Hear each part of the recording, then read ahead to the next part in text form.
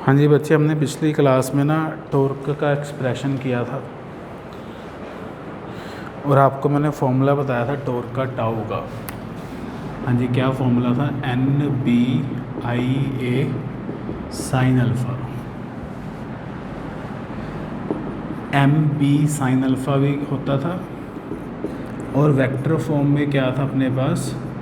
M cross B था। ठीक है, ये फॉर्मूला था अपने पास।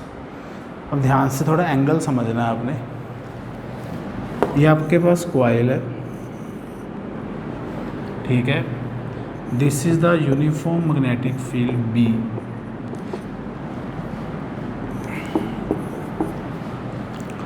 इसमें बताइए एंगल अल्फ़ा कितना होगा। तो आपने अल्फ़ा निकालने के लिए, न्यूमेरिकल करने के लिए सबसे पहले कॉइल पे नॉर्मल ड्रा करना है, परपेंडिकुलर ड्रा करना है। कॉइल पे आपने पहले नॉर्मल ड्रा, थीटा से नहीं कोई न्यूमेरिकल करना, थीटा से करोगे तो गलत हो जाएगा।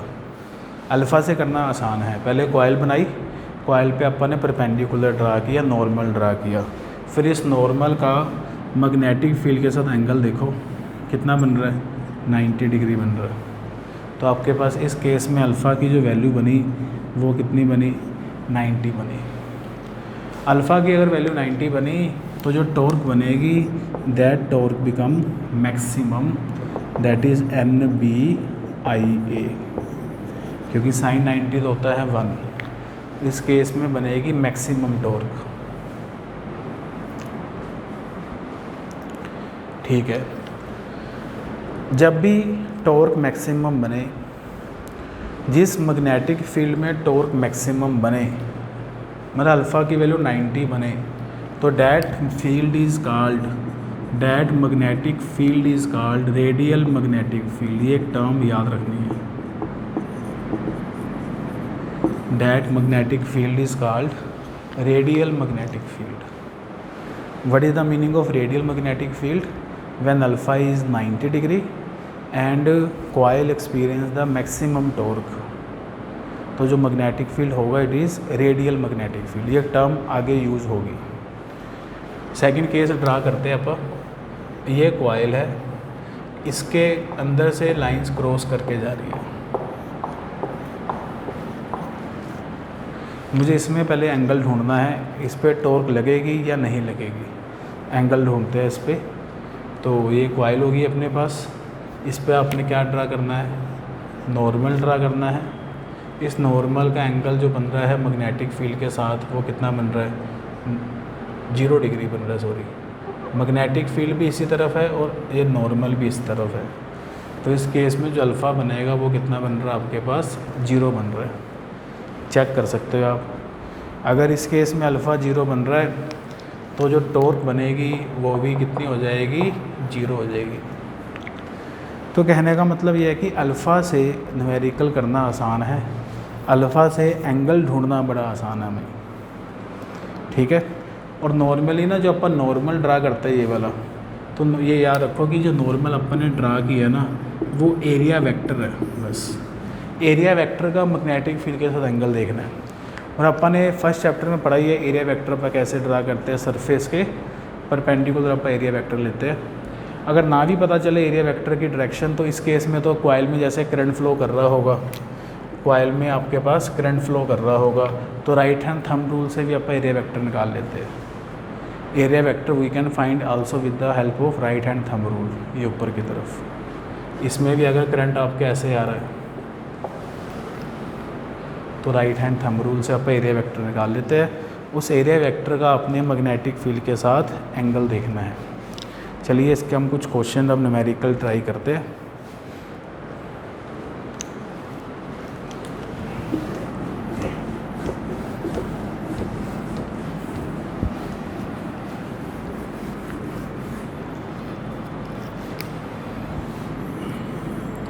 This is X axis, this is Y axis, this is Z axis.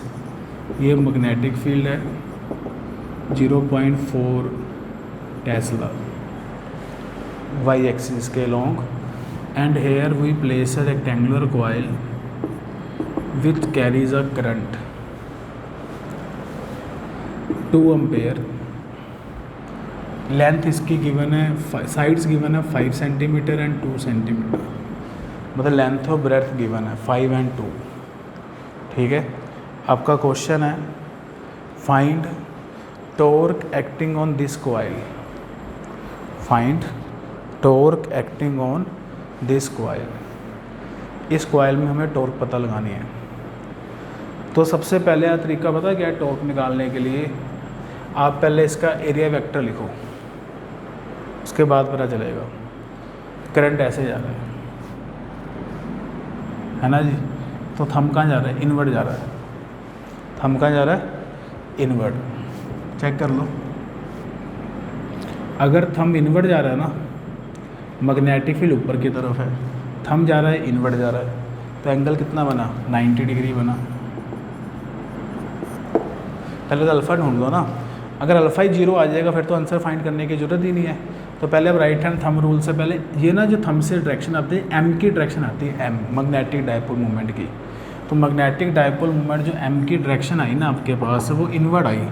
Inward का मतलब आया माइनस के कैप आई, क्या direction I, inward I, minus के कैप आई। ठीक है, अल्फ़ा 90 आ गया। पहले अपन मैग्नीट्यूड निकाले टॉर्क का। टॉर्क का क्या फॉर्मूला होता है, NBIA साइन अल्फ़ा। इसमें इन्होंने नंबर ऑफ़ टर्न्स के बारे में बात नहीं की। अगर नंबर ऑफ़ टर्न्स के बारे में बात नहीं की इसके अंदर, तो n की वैल्यू अपन मिनिमम 1 लेंगे, इनटू मैग्नेटिक फील्ड कितना है 0.4 है, करंट कितना फ्लो कर रहा है 2 एम्पेयर फ्लो कर रहा है, एरिया कितना होगा लूप का, साइड 5 और 2 है, एरिया होगा 5 × 10 सेंटीमीटर स्क्वायर होगा। तो 10 सेंटीमीटर स्क्वायर को आप ऐसे लिख सकते हैं 10 × 10⁻⁻⁴ मीटर स्क्वायर। अल्फ़ा कितना है आपके पास 90 डिग्री है। सारी वैल्यूज़ मैंने बड़े आराम से पुट कर दी इधर। देखो क्या बनता है ये 0.8 × 10, 8 × 10⁻⁻⁴ न्यूटन मीटर टॉर्क आ जाती है। 8 × 10⁻⁻⁴ न्यूटन मीटर टॉर्क आ जाएगी। अब बात आती है डायरेक्शन ऑफ टॉर्क निकालने की। जब भी आपने टॉर्क की डायरेक्शन पता लगानी है तो ये फॉर्मूला यूज़ करना है। टॉर्क की डायरेक्शन निकालने के लिए हमेशा ये फॉर्मूला लगाना है। एम की डायरेक्शन तो आपको मैंने बताई थी एरिया वेक्टर की, और एम की एक ही डायरेक्शन होती है, सेम डायरेक्शन होती है दोनों की। पता क्यों, क्योंकि आपको पता है ना एम का फॉर्मूला होता है NIA, तो एरिया वेक्टर और एम ऐसा लगता है। तो जो डायरेक्शन एरिया वेक्टर की है वही डायरेक्शन एम की है। ठीक हो गया। तो एम की डायरेक्शन मैंने देखो दोबारा बता रहा हूँ, इनवर्ड आ रही है, माइनस के कैप। मैग्नेटिक फील्ड की डायरेक्शन कहाँ पे, ऊपर की तरफ है, जे कैप। अब ये तो थोड़ा आपको पता होना चाहिए, माइनस ऑफ के क्रॉस जे, माइनस ऑफ के क्रॉस जे कितना होगा, IJ_K। अब के से जे जा रहे हैं, के से जे जा रहे हैं तो माइनस आई कैप आता है, एंटी क्लॉक जा रहा है तो माइनस आई कैप आता है। तो माइनस माइनस प्लस हो गया तो प्लस आई कैप हो गया। ये टॉर्क की डायरेक्शन आ गई। तो प्रॉपर आंसर अपन क्या लिखेंगे टॉर्क का, टॉर्क का प्रॉपर आंसर आएगा 8 × 10⁻⁻⁴ आई कैप न्यूटन मीटर। बस दिस इज द आंसर। अब ना बोर्ड एग्ज़ाम में ना ज़रूरी नहीं है कि टॉर्क निकालनी आ जाए। बोर्ड के पेपर में अकेला एम निकालना भी पूछ लेते हैं, एम नहीं आ सकते, एन पता है 1, आई पता है, एरिया पता है, कल एम भी पूछ सकते हैं। और एम की डायरेक्शन अपन ने कोई राइट हैंड थंब रूल से निकाल दी है। ऐसे में आप इस कॉइल की ओरिएंटेशन चेंज कर रहा हूँ, डाटा यही है सेम। ये ना NCERT की बुक में 3-4 तरह की डायग्राम्स बनी हुई है, वही मैं आपको क्वेश्चंस करवा रहा हूँ। ये ऊपर था अपने पास y एक्सिस, ये था x एक्सिस, ये था आपके पास z एक्सिस। मैग्नेटिक फील्ड यही है। अब आपके पास जो कॉइल है ना वैसे रखी है, इस प्लेन में रखी है, XZ प्लेन में। थोड़ा बड़ा बना लेते हैं कॉइल को ताकि डायग्राम समझ आ जाए आपको। ऐसे रखी है, लेंथ ब्रेड्थ वगैरह सब कुछ सेम दी हुई है आपको। हमने इस कॉइल पे टॉर्क पता लगानी है कितनी लगेगी, डाटा सारा पता है। तो शुरुआत करने से पहले अल्फ़ा ढूंढ लो कि अल्फ़ा 0 तो नहीं बनता, अगर अल्फ़ा 0 बनेगा तो फिर अपने को कुछ करने की ज़रूरत ही नहीं है। अल्फ़ा ढूंढते हैं अपा कितना बनता है। ये ऐसे रखी हुई है कोयल, हॉरिजॉन्टल प्लेन है, ऐसे कोयल रखी है, हॉरिजॉन्टल सर्कल टाइप है ये। यहाँ से करंट आ रहा है, ऐसे जा रहा है, देखो थंब कहाँ जा रहा है, ऊपर जा रहा है। ये हॉरिजॉन्टल प्लेट है एक तरह की। हॉरिजॉन्टल प्लेट में यहाँ से करंट आ रहा है, ऐसे आ रहा है, मतलब ये हॉरिजॉन्टल प्लेट है, ऐसे करंट घूम रहा है आपके पास, ठीक है। तो करंट अगर ऐसे घूम रहा है तो फिर थंब ऊपर जा रहा है, तो उसमें जो एरिया वेक्टर होगा वो ऊपर की तरफ होगा। अगर एरिया वेक्टर ऊपर की तरफ है तो इसका बी के साथ एंगल देखो। हॉरिजॉन्टल सर्कल है ना, बच्चे कई बार कंफ्यूज हो जाते हैं। ये हॉरिजॉन्टल सर्कल है, अपन ने पहले ही पढ़ा था, इसका ऊपर बनता है area vector. Right hand thumb rule से चेक कर सकते हैं अपन। What is alpha? बी भी ऊपर की तरफ है और ए भी ऊपर की तरफ है, तो व्हाट इज अल्फ़ा? 0 डिग्री। अगर अल्फ़ा 0 आ गया तो फिर तो कुछ करने की ज़रूरत ही नहीं है, फिर तो आपके पास आंसर कितना आ जाएगा? 0 ही आ जाएगा बस। Torque 0, alpha 0, torque 0। अगला क्वेश्चन चेक करेंगे अपन। ये 1 मार्क्स के क्वेश्चन है, बड़े इंपॉर्टेंट है। आपके एनसीईआरटी बुक में 5-6 न्यूमेरिकल दे रखा है, ये अलग अलग ओरिएंटेशंस की, मैं वही बना रहा हूँ। डाटा सारा सेम दिया हुआ सारा कुछ। अब ये एक्स एक्सिस, ये वाई एक्सिस, ये जेड एक्सिस ऐसे दिया कोयल। मैग्नेटिक फील्ड वही है वाई एक्सिस में, और इसकी वैल्यू अपन ने लिखी थी 0.4 टेस्ला। करंट की वैल्यू भी अपन ने लिखी थी 2 एम्पेयर। सारा कुछ सेम है। पहले तो चेक करो ना कि एरिया वेक्टर कहाँ होगा।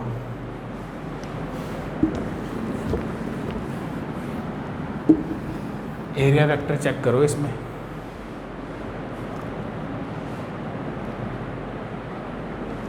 ये वर्टिकल सर्कल जैसा है, करंट बार की तरफ आ रहा है। ये एरो ऐसे लगा है ना, मतलब जेड एक्सिस भी बार की तरफ है, करंट ऊपर से बार की तरफ आ रहा है, तो थंब जा रहा है राइट साइड पे। देख लो एक बार, थंब जा रहा है राइट साइड पे। अगर थंब जा रहा है राइट साइड पे तो फिर एम की डायरेक्शन राइट साइड पे होगी। इसका मतलब जो एम आपके पास आया वो आई कैप आ गया। मैग्नेटिक फील्ड ऊपर की तरफ है, एम के साथ अपने पास आ गया आई कैप। मैग्नेटिक फील्ड है वाई एक्सिस में और एम आ गया एक्स एक्सिस में। What is angle? 90 डिग्री। तो अल्फ़ा 90 डिग्री होगा तो क्वेश्चन सोल्व होगा। सोल्व करो, फिर इसको सोल्व करेंगे तो ये तो आंसर सेम ही आ जाएगा। मैग्नीट्यूड तो सेम ही आ जाएगा टॉर्क का, N B I A sine alpha. Magnitude remain same. M N 1 है, बी 0.4 है, करंट है 2, एरिया अपने को पता ही है। अब बात आती है डायरेक्शन की। अगर अपन ने टॉर्क की डायरेक्शन पता लगानी है तो tau vector equal to M cross B. What is M? I cap. What is B? J cap. I cross J हम सबको पता है के कैप होता है। तो टॉर्क की जो डायरेक्शन आई वो आपके पास के कैप आ गई। तो प्रॉपर आंसर अपन क्या लिखेंगे फिर? मैग्नीट्यूड की टर्म्स में, वेक्टर की टर्म्स में टॉर्क आ जाएगी 8 × 10⁻⁴ के कैप न्यूटन मीटर। ये टॉर्क आ गई, ठीक है। होप करता हूँ अब इस तरह के क्वेश्चन आप सब लोग कर लेंगे। अब अपन नेक्स्ट लेवल पे चलते हैं, अगली तरह के क्वेश्चन चलते हैं। अगले क्वेश्चन जो है वो देखते हैं कैसे है। नेक्स्ट लेवल के अपन क्वेश्चन करते हैं। हाँ जी बच्चे, नेक्स्ट न्यूमेरिकल देखिए। स्ट्रेट में मैंने बोर्ड पे लिखी है। A square coil of side है 10 centimetre, having 20 turns. It carries a current of 12 ampere. The coil is suspended vertically and normal to the plane of the coil makes angle 30 degree with magnetic field. कितना है magnetic field? 0.80 tesla. We have to find the torque. Direct numerical है, NCERT numerical है। इसमें हमने torque की value पता लगानी है। पहले आप टॉर्क का फॉर्मूला लिखोगे, N B I A sine alpha. जो कॉइल है it is suspended vertically, vertical बना दिया। नॉर्मल टू द कॉइल बना दिया नॉर्मल टू कॉइल का, normal to the plane of the coil makes angle 30 degree with magnetic field. पहले normal बनाया और जो नॉर्मल जो अपन ने बनाया है इसका एंगल मैग्नेटिक फील्ड के साथ 30 डिग्री दिया हुआ है। बस मेन ना न्यूमेरिकल्स में एंगल ही ढूंढना होता है कि थीटा गिवन है कि अल्फ़ा गिवन है। नॉर्मल टू द कॉइल का एंगल मैग्नेटिक फील्ड के साथ कितना दे रखा है आपको, 30 डिग्री दे रखा है। तो अल्फ़ा की वैल्यू है, नॉर्मल के का जो एंगल होता है वो अल्फ़ा होता है। बस सारा डाटा पता है। नंबर ऑफ टर्न्स कितनी है 20, मैग्नेटिक फील्ड है 0.80 टेस्ला, करंट कितना गिवन है 12 एम्पेयर, NBI एरिया, साइड है स्क्वायर की 10 सेंटीमीटर, तो 10 का स्क्वायर करके 10 की पावर -4 लगा दूंगा, ये मीटर स्क्वायर में हो जाएगा। तो NBI ये सारा कुछ आ गया, अल्फ़ा 30 डिग्री आ गया, पुट द वैल्यू, तो टॉर्क बनेगी N है 20, B है 0.8, 80, करंट है 12, एरिया है 10 का स्क्वायर इंटू 10 की पावर -4, अल्फ़ा कितना दिया हुआ आपको 30 डिग्री। बस सोल्व कर लो, 20 इंटू 0.8 इंटू 12 इंटू 10 की पावर -2 हो जाएगा, sin 30 होता है 1/2। इसको जब आप सिंप्लीफाई करोगे तो आपके पास जो टॉर्क आएगी वो सोल्व करके आ जाएगी न्यूटन मीटर में। आफ्टर कैलकुलेशन टॉर्क की वैल्यू आ जाएगी आपके पास, सोल्व करने पे 0.96 आती है। When we simplify it torque की वैल्यू आ जाएगी 0.96। ठीक है, नेक्स्ट क्वेश्चन कर रहे हैं, NCERT क्वेश्चन है नेक्स्ट भी।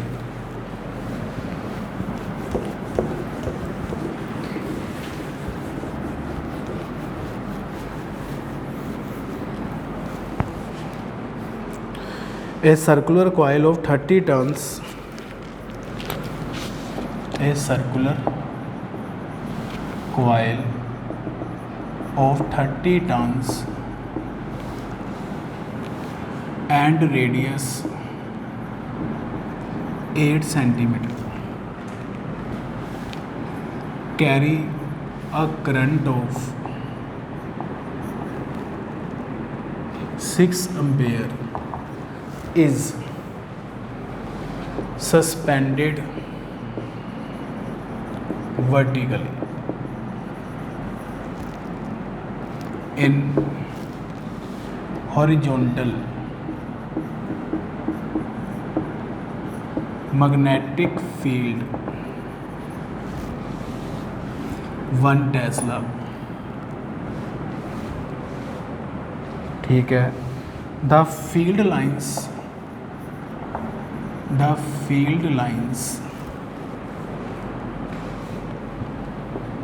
makes angle 60 degree, makes angle 60 degree, 60 की जगह 30 कर देता हूँ, 30 डिग्री विद कॉइल। ठीक है, पहला पार्ट है कैलकुलेट काउंटर टॉर्क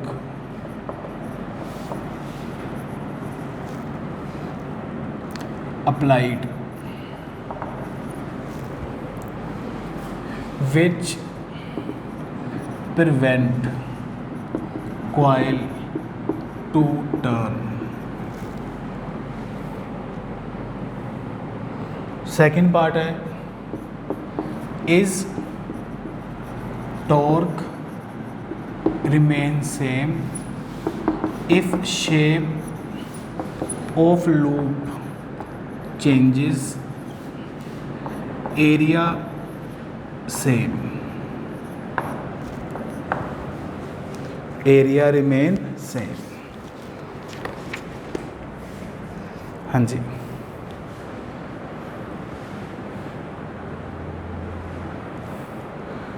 आपके पास ना सर्कुलर कॉइल है,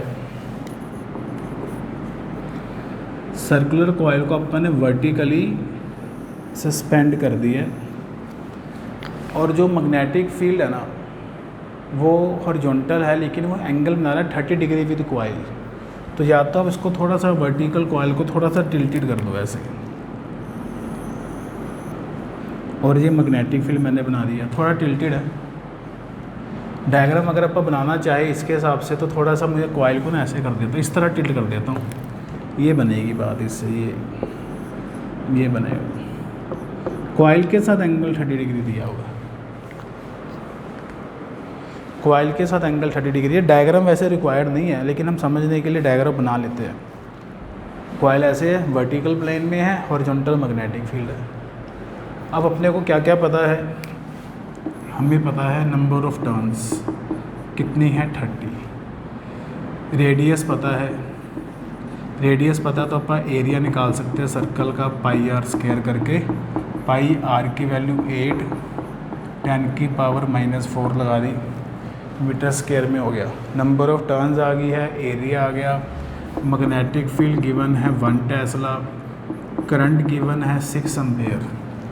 तो सारा डाटा गिवन है। नंबर ऑफ टर्न 30 डिग्री नहीं 30 है, NBI ये सारा पता है।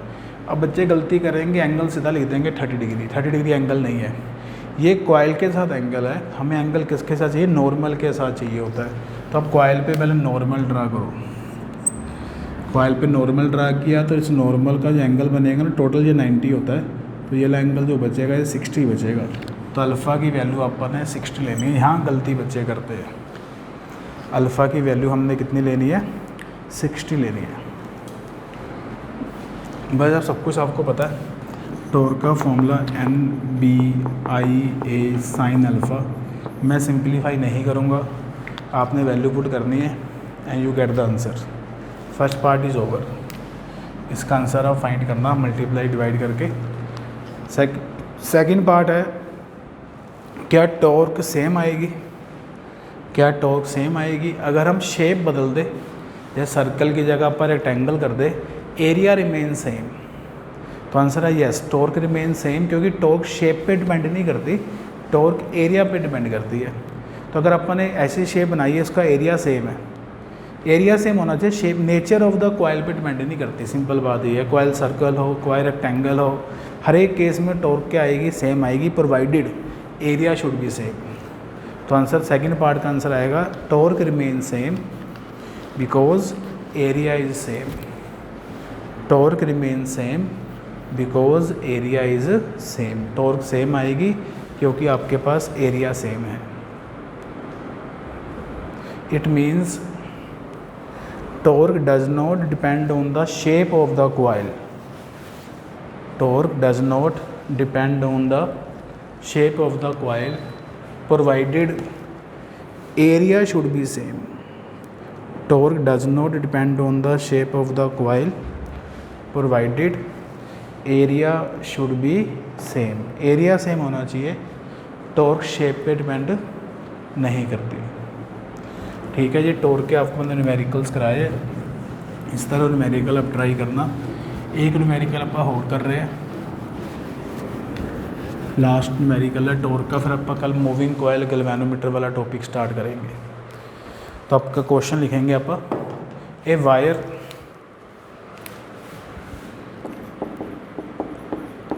Having length L carries current I is wounded into circular coil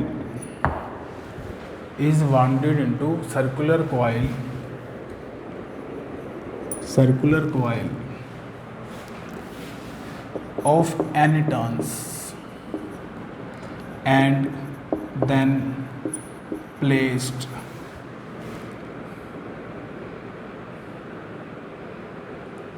in the plane of uniform magnetic field B।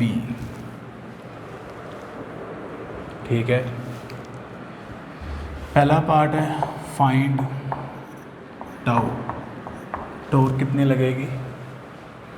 Second part है prove that torque is maximum when number of turn n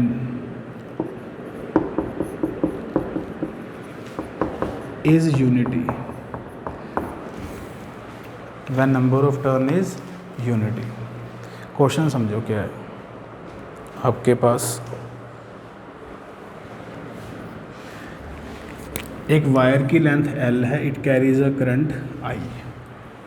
इससे हमने ना रिवाउंड करके circular coil बना दी। तो तुम circle का पहले रेडियस निकाल लो। सर्कुलर कॉइल में कितनी टर्न्स बनाई है इसने? n टर्न्स बनाई है। तो लेंथ जो L है, क्या मैं उसको n इंटू 2/r लिख दूँ? हाँ, लिख सकते हैं। टोटल लेंथ L से हमने सर्कल की n टर्न्स बना ली।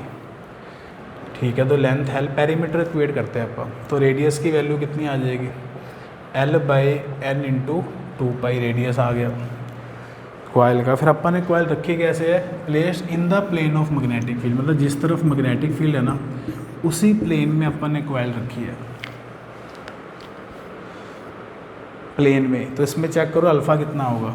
अगर ये करंट जा रहा है तो मैग्नेटिक फील्ड ये ऐसे बनेगा अंदर की तरफ, एम की डायरेक्शन अंदर की तरफ बनेगी, मैग्नेटिक फील्ड हॉरिजॉन्टल है। तो इस केस में अगर आप चेक करो तो अल्फ़ा बनेगा 90 degree.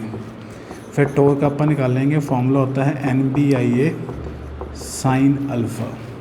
Number of turns n, magnetic field B, current I, और एरिया होता है πr²। साइन अल्फ़ा, अल्फ़ा कितना है? 90। तो टॉर्क आ जाएगी आपके पास NBI पाई, रेडियस है L/n इंटू 2π होल स्क्वायर हो गया, साइन 90 है 1। तो टॉर्क आ जाएगी NBI पाई L² अपॉन n² 4π²। इसमें एक n से एक n कैंसिल हो जाएगा, एक पाई से एक पाई कैंसिल हो जाएगा।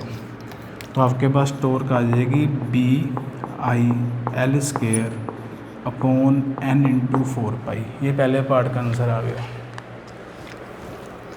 ठीक है, अब सेकंड पार्ट में जो टॉर्क आ रही है वो फॉर्मूले के हिसाब से अपने पास n के इन्वर्सली प्रोपोर्शनल आ रही है। तो टॉर्क मैक्सिमम कब बनेगी? टॉर्क मैक्सिमम कब बनेगी? जब नंबर ऑफ टर्न्स मिनिमम होगी और नंबर ऑफ टर्न्स कम से कम 1 होती है। तो torque is maximum when the number of turn is minimum, और नंबर ऑफ टर्न मिनिमम की वैल्यू कम से कम कितनी होती है? 1 होती है। तो अगर हम कॉइल में कम से कम एक टर्न कर दे तो टॉर्क होगी मैक्सिमम।